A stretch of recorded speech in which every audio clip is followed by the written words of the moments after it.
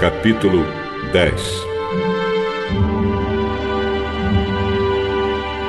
Jesus saiu daquele lugar e foi para a região da Judéia, que fica no lado leste do Rio Jordão. Uma grande multidão se ajuntou outra vez em volta dele, e ele ensinava a todos, como era seu costume. Alguns fariseus, querendo conseguir uma prova contra ele, perguntaram: de acordo com a nossa lei, um homem pode mandar sua esposa embora? E Jesus respondeu com esta pergunta: o que foi que Moisés mandou? Moisés permitiu o homem dar à sua esposa um documento de divórcio e mandá-la embora. Moisés escreveu esse mandamento para vocês por causa da dureza dos seus corações. Mas no começo, quando foram criadas todas as coisas, foi dito: Deus os fez homem e mulher. Por isso o homem deixa o seu pai e a sua mãe para se unir com sua mulher, e os dois se tornam uma só pessoa. Assim já não são duas pessoas, mas uma só. Portanto, que ninguém separe o que Deus uniu.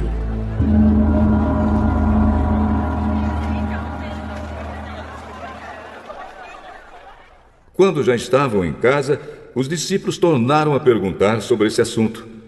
E Jesus respondeu: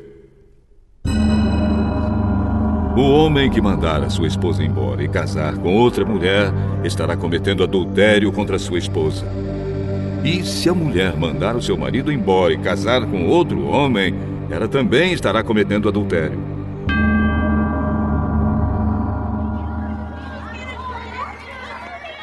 Depois disso, algumas pessoas levaram suas crianças para que Jesus as abençoasse.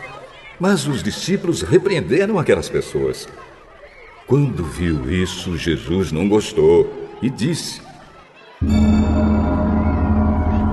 deixem que as crianças venham a mim e não proíbam que elas façam isso, pois o reino de Deus é das pessoas que são como estas crianças. Eu afirmo a vocês que isto é verdade. Quem não receber o reino de Deus como uma criança, nunca entrará nele.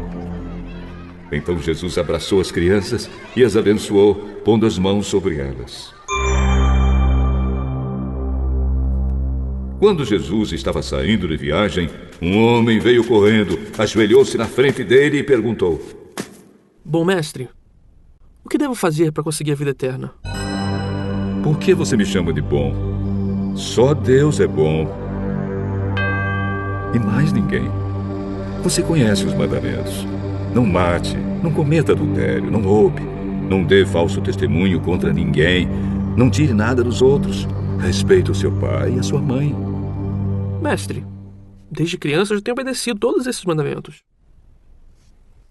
Jesus olhou para ele com amor e disse: falta mais uma coisa para você fazer. Vá, venda tudo que tem e dê o dinheiro aos pobres, e assim você terá riquezas no céu. Depois venha e me siga.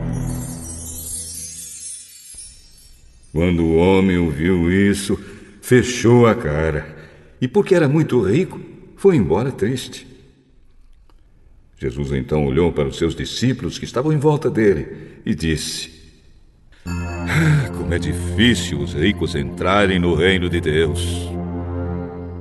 Quando ouviram isso, os discípulos ficaram espantados, mas Jesus continuou: meus filhos, como é difícil entrar no reino de Deus. É mais difícil um rico entrar no reino de Deus do que um camelo passar pelo fundo de uma agulha. Quando ouviram isso, os discípulos ficaram espantadíssimos e perguntavam uns aos outros: então, quem é que pode se salvar? Jesus olhou para eles e disse: para os seres humanos isso não é possível, mas para Deus pois para Deus tudo é possível. Aí Pedro disse: veja, nós deixamos tudo e seguimos o Senhor. Jesus respondeu: eu afirmo a vocês que isto é verdade. Aquele que por causa de mim e do Evangelho deixar casa, irmãos, irmãs, mãe, pai, filhos ou terras, receberá muito mais ainda nesta vida. Receberá 100 vezes mais casas, irmãos, irmãs, mães, filhos, terras e também perseguições. E no futuro receberá a vida eterna. Muitos que agora são os primeiros serão os últimos.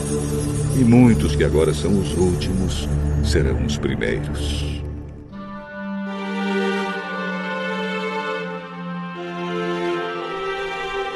Jesus e os discípulos iam pela estrada, subindo para Jerusalém. Ele caminhava na frente, e os discípulos, espantados, iam atrás dele. As outras pessoas que iam com eles estavam com medo. Então Jesus chamou outra vez os discípulos para um lado e começou a falar sobre o que ia acontecer com ele. Jesus disse: Escutem, nós estamos indo para Jerusalém, onde o Filho do Homem será entregue aos chefes dos sacerdotes e aos mestres da lei. Eles o condenarão à morte e o entregarão aos não-judeus. Estes vão zombar dele, cuspir nele, bater nele e matá-lo. Mas 3 dias depois ele ressuscitará.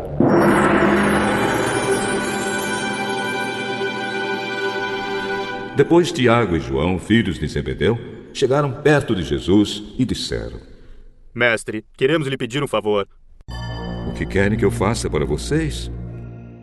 Quando o Senhor sentar-se no trono do seu reino glorioso, deixe que um de nós se sente à sua direita e o outro à sua esquerda. Vocês não sabem o que estão pedindo. Por acaso vocês podem beber o cálice que eu vou beber e podem ser batizados como eu vou ser batizado? Podemos. Podemos. De fato, vocês beberão o cálice que eu vou beber e receberão o batismo com que vou ser batizado. Mas eu não tenho o direito de escolher quem vai sentar à minha direita e à minha esquerda. Pois foi Deus quem preparou esses lugares, e Ele os dará a quem quiser. Quando os outros 10 discípulos ouviram isso, começaram a ficar zangados com Tiago e João. Então Jesus chamou todos para perto de si e disse: Como vocês sabem, os governadores dos povos pagãos têm autoridade sobre eles e mandam neles. Mas entre vocês não pode ser assim. Pelo contrário, quem quiser ser importante, que sirva os outros. E quem quiser ser o primeiro, que seja o escravo de todos. Porque até o Filho do Homem não veio para ser servido, mas para servir e dar a sua vida para salvar muita gente.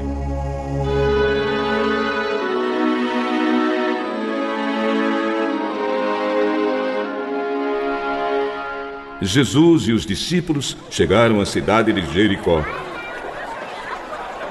Quando ele estava saindo da cidade, com os discípulos e uma grande multidão, encontrou um cego, chamado Bartimeu, filho de Timeu. O cego estava sentado na beira do caminho, pedindo esmola.